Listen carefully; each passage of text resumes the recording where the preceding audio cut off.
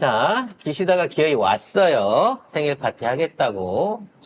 선물을 많이 준비한 것 같은 느낌이 있는데 한번 관련 기사 보도록 하겠습니다. 기시다가 윤석열과 만나 사도광산의 유네스코 세계문화유산 등재와 관련해 감사를 전할 거라고 일본 언론이 보도했습니다. 일본 산케이 신문 보도에 의하면 기시다가 한국 정부의 동의에 감사를 표할 예정입니다. 뭐 아직 안것 같아요. 아직까지, 왜냐면 오늘 저녁부터 1박 2일을 하시겠다고 하니까, 뭔 짓거리를 할지는 모르죠. 뭔 얘기를 근데- 할지는 정말 월요일 날 가고 난 다음에 우리가 알 수 있을 겁니다. 사도 광산 등재 감사한다고 하는 게 난 너무 빡치는 거야, 이 제목 자체가. 그러면서 이게 사도 뭔 광산에 감사한다는 의미로 우기시마호의 탑승 명단을 내놨다고 하는데, 요거를 좀 저는 오늘 중점적으로 좀 얘기를 해보고 싶어요. 네, 외교부가 어제 우키시마호 승선자 명부를 입수하기 위해 일본 정부와 교섭을 거친 결과 일부를 제공받았다고 발표했습니다. 자, 이게 뭐냐면, 해방이 됐잖아요. 해방이 되고, 일본에 있던 그 노동자들을, 특히 이제 탄광 노동자들을, 홋카이도 지역 중심에 그쪽에 탄광과 공장들이 많았던 데 있었던 한국인 노동자들을 부산으로 송환하기로 하고, 우키시마라고 하는 배를 공출을 해가지고, 여기에 사람들을 태워가지고, 말하자면, 부산으로 출발을 시킨 거예요. 근데 이 배가 침몰을 했다는 거지.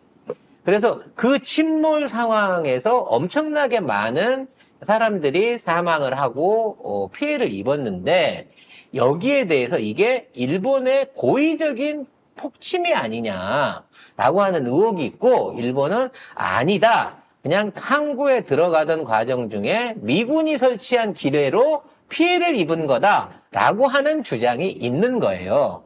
따라서 이와 관련된 피해 조사라든지 그에 관련된 구체적인 보상 그리고 조사가 아예 일본 정부 측에서는 없었다는 거죠. 그래서 그런 허술한 조사 안에서도 허술한 조사 안에서도 명단 공개가 안 됐던 거를 지금 몇 년이야? 45년이니까 80년 만에 네, 우리한테 제출을 한 겁니다. 근데 중요한 거, 얘네들이 조사를 했을 때는 약 탑승 인원을 3,700명으로 지네들이 추산을 했어요. 그리고 사고로 인해서 524명이 사망을 했고 실종이 몇 명인지는 잘 모른다 이렇게 주장을 하고 있습니다. 왜냐하면 거기에 대한 구체적인 조사를 안 했거든요. 이게 사고가 일어나자마자 여기에 대한 진상조사를 신민지 씨는 할 수가 없었을 거 아니에요? 배를 인양을 했어요. 그러니까 이 배가 항구에 들어오다가 사고가 났기 때문에 막 깊은 바다에 가라앉은 게 아니라 한 반 정도 침수됐다가 가라앉았는데 나중에 이걸 인양을 했는데 조사를 안 하고 바로 고철로 처리를 해버렸어요. 그리고 인양한 유골이라고 300구 정도를 넘겼는데 이 유골이 다 따로따로 온 거야. 그러니까 사람이면 뭐 머리, 팔, 다리 이렇게 해갖고 이게 해갖고 300구가 딱 맞아야 되는데 이게 그렇지 않고 다 따로따로 놀았다는 거죠. 그리고 그와 관련해갖고 당시에 항구에서 사고가 난 점도 이상하지만 여기 근처에 군인들이 있어요. 일본 군인들이 있었는데 아무도 구조에 참여하지 않았고 피해자가 컸다는 겁니다. 자, 여기 보면요. 여기 우키시마호가 이 홋카이도에서 출발을 하면서 부산을 가야 되는 거예요. 그럼 이제 처음에 내려오던 경로는 이해가 돼. 그러면 이제 해안선을 따라서 이게 쭉 내려왔잖아요. 그러다가 이쯤 왔을 때는 부산으로 바로 가야 돼요. 그죠? 근데 여기에서 갑자기 항로를 틀어가지고 마이주루라고 하는 항구로 입항을 합니다. 이 입항 명령을 누가 내렸는지 아직까지 명확하지가 않아요. 쉽게 말해서 미군이 갑자기 통제령을 내려서 들어왔다라고 주장을 하는데 이거는 근거가 없는 얘기라는 거죠. 그리고 이 부산으로 가던 게 마이루즈에 들어온 것도 이상하지만 얘가 들어와서 폭발이 일어났을 때 말이죠.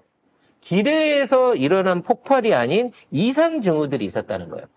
그게 뭐냐면 폭발이 한 번이 아니라 여러 차례가 있었다는 거죠.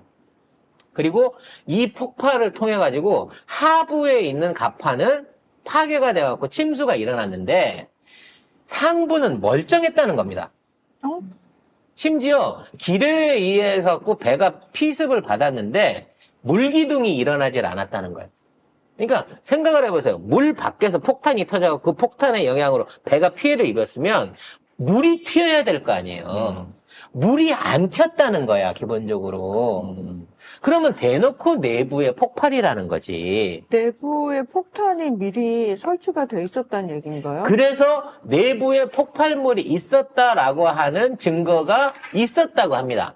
근데 이거를 일본 정부가 회수를 해갖고 미공개를 하고 있어요.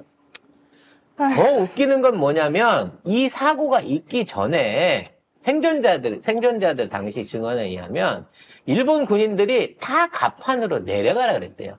갑판에서 내려가라 그랬대. 아래로. 현실로 들어가라 그랬어.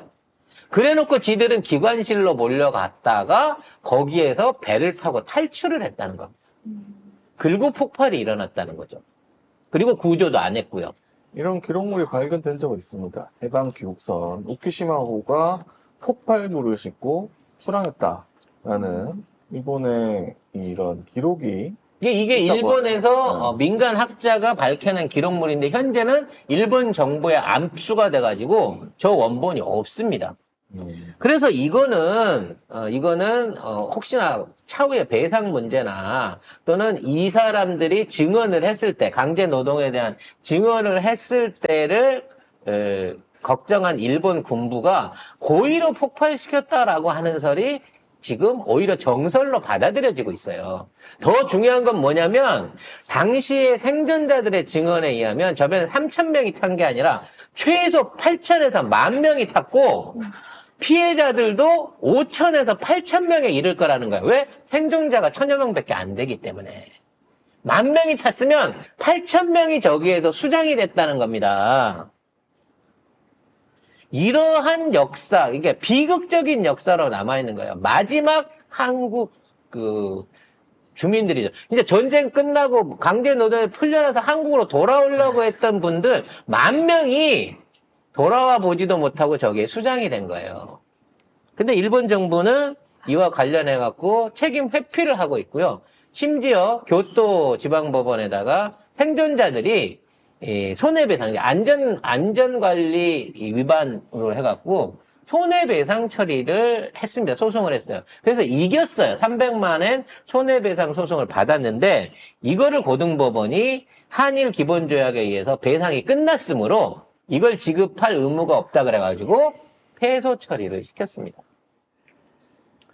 실제로 이거를 조사하고 이와 관련된 자료를 남기고 있는 민간단체들이 있습니다. 심지어 2019년도에는 우키시마라고 하는 이름으로 영화도 개봉이 됐어요. 근데 그 영화 안에나 또 자료들을 보게 되면 그 당시에 파편들이 있는데 배를 인양했을 때 사진과 파편들이 있는데 그 파편들이 전부 다 배 안쪽이 아닌 배 바깥쪽으로 파열돼 있는 파편들에 대한 사진 증거가 남아있다는 거예요. 그러니까 누가 봐도 내부 폭발이잖아. 어? 근데 이걸 갖다가 우리 정부도 문제를 의식을 안 가지고 일본 정부도 2010년대 이후에는 아예 조사 자체, 언급 자체를 안 하고 있는 이 우키시마의 비극이 있다는 거지. 근데 여기다가 지네가 조사해온 500명 사망하고 3,700명 탔다고 하는 그 명단을 이제 와서 일부만 제공하면서 생색을 내고 있는 거예요, 이것들이. 그거 일부만도 외교부한테 주는 거지 사람들한테 주는 게 아닙니다. 외교부만 보시라는 거지. 일만한테 공개하지 않는 조건으로 온 거예요, 이게. 이와 관련해갖고, 부산에 가면 위령비가 있다고는 합니다. 네, 부산의 공원에 가면, 수미르 공원이라고 저도 한 번도 안 가봤는데, 이러한 희생자들을 기리는 위령비가 있는데요. 정작 일본에는 이 우키시마가 침몰한 주변 해역의 어느 섬인지도 몰라. 순난의 비라 그래갖고 유령비도 아니고 그냥 순난의 비라고 해갖고 이 사고를 기리는 이 비석을 섬에다 설치를 해놨다고 합니다. 아직까지도 우키시마 사고에서 이런 이 상황에서 살아남은 생존자분 3분 정도 계시다 그래요. 지금 계시다 그러면 80년 전에 거의 100세가 다 되셨을 거예요. 아무리 젊게 보더라도. 여기에 대한 진상 파악을 제대로 해야 되지 않겠습니까? 제대로 된 대한민국 정부라면 나는 이 탑승 명단을 받은 게 앞으로 향후에 우키시마에 관련된 내용도 언급하지 말아라, 사도광산처럼. 라고 하는 의미에서 입막음용으로 전달해 준 게 아닌가? 라고 하는 아주 더러운 느낌이 들어요.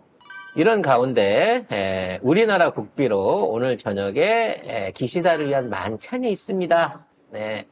원래 일본 정부에서는 무박 1일로 잠깐 보고만 가자 그랬는데 아니다. 나는 윤석열이랑 하룻밤을 같이 얘기하고 그동안 쌓아왔던 우위를 다지고 싶다 그래갖고 1박이 추가가 됐다는 거죠. 그 얘기는 뭐다? 체류 비용이고 파티 비용이고 다 우리가 낸다는 거예요. 왜 우리가 내지? 또 거기에서 오늘 밤에 김건희가 탬버린을 치고 윤석열이 이 롱롱 타임 어고를 부를지는 모르겠습니다만 아니죠. 일본 노래 부르겠죠.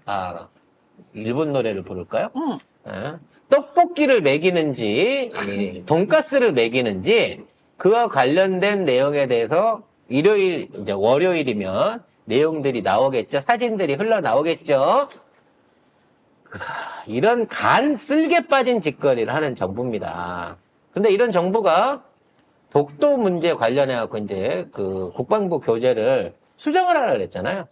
수정을 하면서 안중근 의사 관련된 자료를 빼버렸다고 합니다. 의병 관련된 자료를 통째로 빼버린 거예요. 네, 최근 국방부가 정신전력 교재를 수정해 최신판을 내놨는데요. 최신판에도 문제가 많습니다. 안중근 의사의 하얼빈 의거나 홍범도 장군을 필두로 한 전국적인 항일 의병운동 내용이 빠진 것으로 확인됐습니다. 뿐만 아니라 일본군 위안부 강제동원 피해를 서술한 표현이 달라졌는데요. 5년 전 교재와 비교하면 한국인 여성 20만 명을 매우 많은 한국인 여성이라고 바꿨고 또 일본 군인의 성노예라는 표현을 노무동원이라고 바꿨습니다. 성노예는 없어지고 성노예가 노무야? 노무동원이야? 이거는 일본 교과서에서 이렇게 써도 이거 문제가 돼요. 이거는 이런 식으로 일본이 교과서에서 썼다고 해가지고 우리나라가 항의하고 이런 일이 비일비재했거든요. 이제는 우리나라 교과서에서 이렇게 한다고.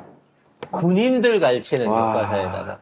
저는 여기에 더 큰 것 중에 하나가 일제시대 때 우리나라가 항일운동을 하면서 이 중국이나 한반도 각 지역에서 의병들이 활동을 했었잖아요. 사실 이게 의병이거든요. 스스로 일어난 군인들이니까 우리가 알고 있는 안중근 의사, 김자진 장군, 이 모든 분들이 사실 따지고 나면 다 의병 활동을 한 거거든. 이 의병 활동을 했던 분들이 15만이고, 그 중에 15,000 이상이 피해를 이렇게 사망을 전사자 17,000명이었고, 부상자가 36,000명이다. 이건 사실상, 임시정부 대한민국이 일본을 상대로 전쟁을 벌인 전과예요. 그러니까 안중근 의사가 아니고 안중근 장군. 장군이에요. 이거는 정당한 군사작전이라는 거예요. 그래서 안중근 의사가 재판을 받으면서도 안중근 장군. 본인이 장군이다, 사성대장이다 라고 본인의 소속과 임시정부 소속과 본인의 군대 소속을 밝히고 이걸 했기 때문에 이거는 우리가 테러범 이런 게 아니고요. 정식 군 작전으로 암살 작전을 펼쳤고 성공을 한 거예요. 그 당시 전쟁 상황이었다는 거죠. 이게 대한 서술 내용을 통째로 다 빠뜨렸다는 거야.